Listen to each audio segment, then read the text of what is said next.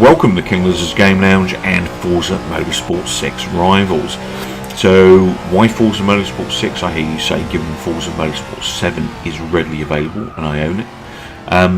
Basically because I find there's more rivals in Forza Motorsport 6, and also it's a lot tougher drive in Forza Motorsport 6 than it is in 7. For me, Forza Motorsport 7 has been dumbed down very significantly to, kind of opening up to a wider gamer base, if you like, which is fine in some regards. However, they raped the Forza Motorsport 7 game of its R-Class rivals, which we had in Forza Motorsport 6 and every Forza Motorsport down to 3. And for me, that's left a bit of a bad taste in my mouth. So I wanted to jump back old school to Forza Motorsport 6 and race 5 different rivals here, a couple in R-Class, a couple in A-Class and one in E-Class. Now first up, I'm in the 1990 Mercury number 15 Whistler Radar Cougar XR7. This is a real powerhouse, this vehicle. It's a DLC vehicle, so if you don't have the DLC for Forza Motorsport 6, you won't be able to race this one or drive this one.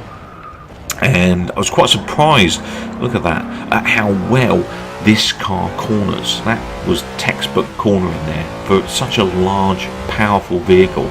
I was able to really get this round the circuit with considerable ease.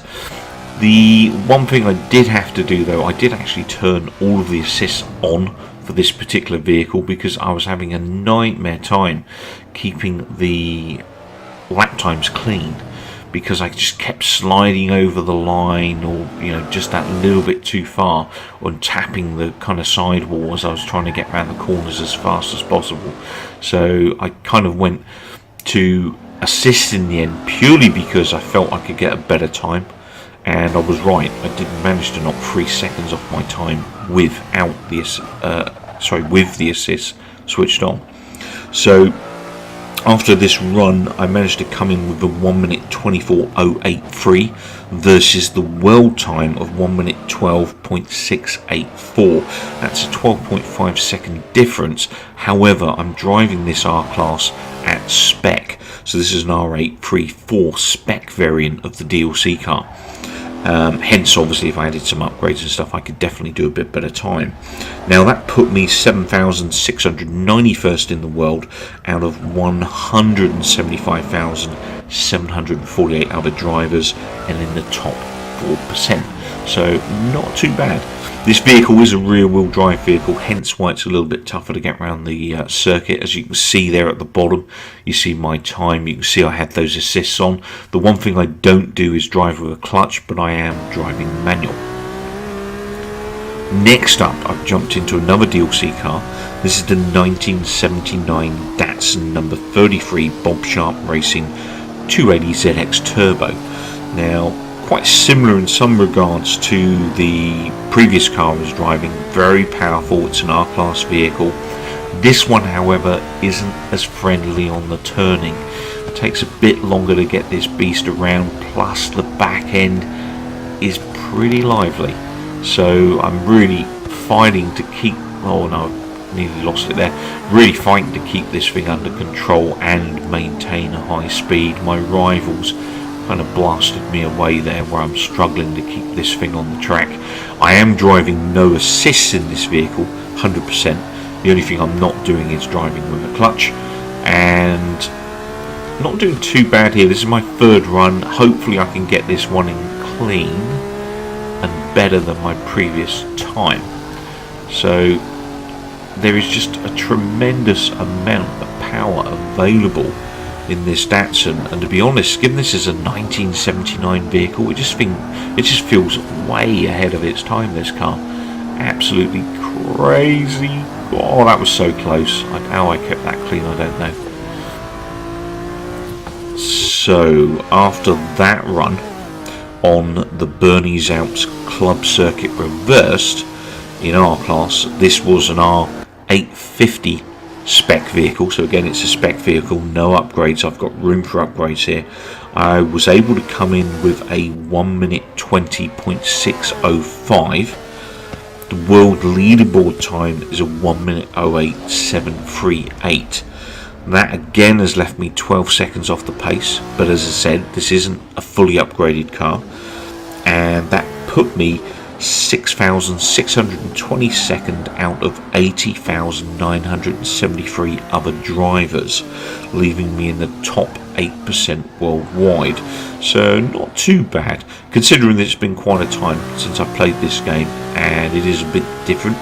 I definitely could make up some time if I could kind of just be a little bit gentler maybe on that accelerator, or not necessarily gentler but smoother, because obviously just putting it down that little bit too quickly causes slides, as I did a number of times in this effort, and obviously all of those slides are costing you seconds at a time. Easily I lost somewhere in between 15 to 20 seconds I could count here. So actually quite a nice looking vehicle this, and as I said, it just seems years ahead of its time, given this is a 1979 vehicle. So there's the times, you can see obviously no assists, as I said, on the leaderboard time there. Maybe I'll come back another day and attack this one. Next up, another seriously fast vehicle. This one, however, is A-Class. I'm driving in the 1964 number 1 Sheraton Thompson Special Roadster. This thing is a real handful. It has an extremely light back end, and it really likes to kick it round corners, and I'm having to fight to regain control a lot of the time. It's just brutally quick, this car. Now, because it's so quick, I can't actually accelerate fully, because if I do, it kind of starts to lose control or get just very shaky at high speed. So it probably needs a tune, to be honest, because this is again a spec vehicle I'm driving. It's an A692 spec as standard, and it's kind of a torpedo on wheels like a lot of these sorts of vehicles. Obviously it's got things in common with things like the Brabham BT24, you know, again very fast vehicle but also very lively to control. So around the last few corners here, this one's quite a tough one, I find. Managed to just get around and then start to slowly apply, a little bit too much there, saw the back end go out again, was able to control it, and then into the straight.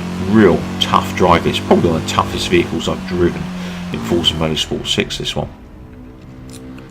So after that run, I was able to get a 1 minute 24.386, and the world leaderboard time is a 1 minute 14.243.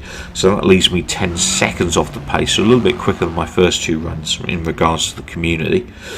And that put me in a placing of 24,843rd in the world out of 990,569 other drivers. So I'm pretty chuffed with that. To get into the top 3% out of almost a million players is pretty cool. So again, with this vehicle, I was driving no assists. It is a real handful, no assists, this 1964 Watson, but I do like it because obviously it's an open top. I love driving open tops, and again, I could probably step outside the vehicle and drive in chase mode. I'd get a better time there, but I just prefer to drive internal in Forza because it just feels right. You know, it feels the best way to play the game and the most realistic, or you know, the best way of kind of immersing yourself in the driving experience. So a nice slide around the corner there as I got around the finishing straight, and then into the leaderboard for proof of those times. So as I said earlier, there was a lot of sliding going on getting around this circuit, so definitely, easily, if I can control the car better, I'd gain another maybe 10 seconds or more. So food for thought for another day. Next up, I'm in the 1969 Fiat Dino 2.4 Coupe, another E-Class vehicle. This one's an E290 spec out of the box, and I'm at Rio Mountain, quite a short circuit this one, 1.01 miles, but very technical, and it's quite, I'm having a lot of fun getting this around this corner on the first lap. And yeah, there it goes again. It doesn't seem to like that downhill section. It really loses control there. Back end is very lively in this rear wheel drive, and pretty tough to maintain high speed. It's very difficult not to kick that back end if you push too hard as you're accelerating. So let's see how we get on up the hill here. A little bit of a slide, nothing too major. So managed to get a clean lap on my second run, and that gave me a time of 53 seconds, 0.208. The world record is 46 seconds, 0.318. So that is basically 7 seconds off the leaderboard time. So my best effort so far in this video, in terms of, you know, how close I've been to the world ranking.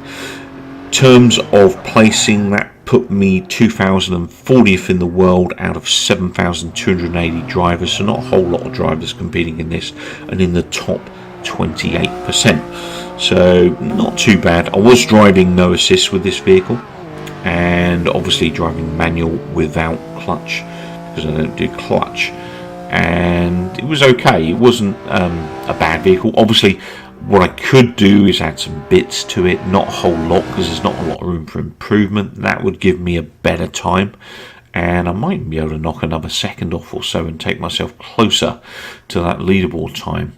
But again, I'll tackle that another day. I'm going to leave it there on lap 2, because that's quite good to get an early nice clean lap. So finally for this video, I've jumped into something a bit more modern, the 2012 Aston Martin V12 Zagato, and this is a bit of a powerhouse, this vehicle, an A-Class. This one's actually one I've tuned. It's typically, I think, around an A600 and something out of the box. I've taken this one to A700 at some point. It was already tuned before I jumped into this event, so I've kind of left it as is, and it doesn't feel too bad actually on the, you know, this tri-oval. Obviously tri-oval, typically I find a lot of cars on the tri-oval will start to slide out on those corners, and this held it quite well. There was a little bit of resistance going on, but in all, not bad handling. That was lucky. I just managed to get that clean around that last corner and then clipped it as I passed the finish line. So after that run, I was able to reel in a 43 seconds, 0.923, and the world leaderboard time is a 37 seconds, 0.434.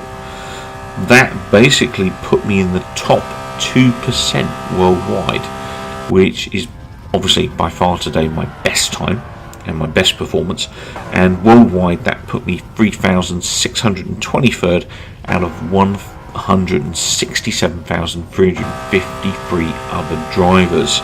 Again, this vehicle was rear wheel drive. I think pretty much everything has been today that I've driven, and I'm not sure I could get much more out of that. I hope you enjoyed this. Please remember to rate and subscribe and click that like button if you enjoyed the video. Take care, keep well, keep watching, and most importantly, come back soon.